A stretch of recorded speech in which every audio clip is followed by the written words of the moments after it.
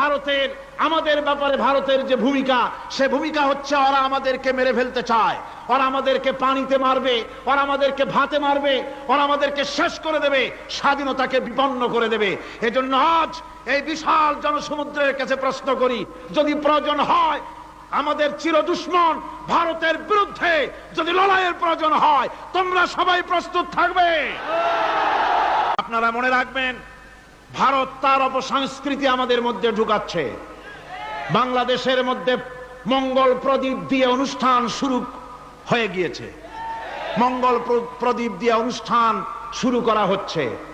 তারপরে নববর্ষ উদযাপনের জন্য হিন্দুয়ানি কায়দায় উদযাপন করা হচ্ছে। সাব গেমস শুরু করা হলো, কোরআনে কারীম তেলাওয়াত করা হলো না। সেখানে বর এবং বধূ বানানো হয়েছে, তাতে টোপর পরায়া হিন্দুয়ানি কায়দায় করানো হয়েছে। বাংলাদেশের কলেজ ইউনিভার্সিটির সামনে মূর্তি বসানো হতেছে। সুতরাং অপসংস্কৃতি দিয়ে ভারত বাংলাদেশের উপর তার আধিপত্য বিস্তার করতেছে।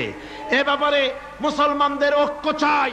ভারতের আমাদের ব্যাপারে ভারতের যে ভূমিকা, সে ভূমিকা হচ্ছে ওরা আমাদেরকে মেরে ফেলতে চায়, ওরা আমাদেরকে পানিতে মারবে, ওরা আমাদেরকে ভাতে মারবে, ওরা আমাদেরকে শেষ করে দেবে, স্বাধীনতাকে বিপন্ন করে দেবে।